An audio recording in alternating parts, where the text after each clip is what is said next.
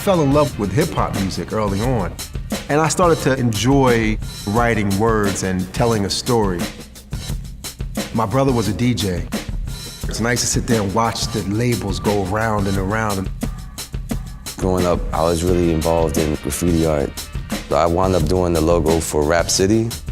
I used to sit over at editor's shoulder. I used to stay there till 3, 4 in the morning and just experiment. I was a music editor in Vibe magazine, and I was working on a story on the 10-year anniversary of Illmatic. The pages couldn't contain it, so I contacted 19 and we said, let's do something bigger, maybe a documentary. We figured we can be done in a couple months. Going out after our jobs. Let's just shoot a few people, we'll get Nas, we'll wrap it up, done.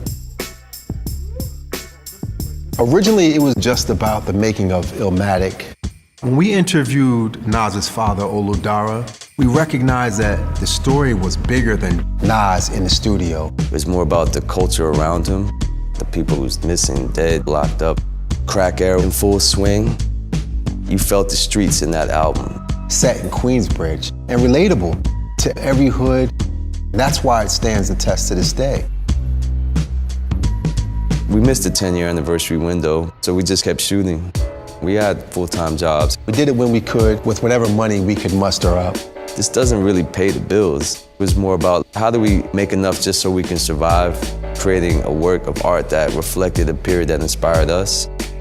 When you have passion to create something that's bigger than you, the hours are meaningless.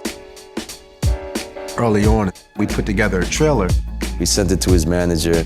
He said, meet me for dinner. An hour goes by and nobody shows up. He comes in with Nas. And we were like, oh, wow, this is a totally different meeting now. And then he was like, all right, keep working on it. We eventually got enough grant money to do it full time. We were working on it with no particular end in sight. So those small victories is what kept us going all those times. We've been working at this time at least 7, 8 years. We had interviews with everybody around Illmatic at that point. We weren't sure if Nas was fully committed.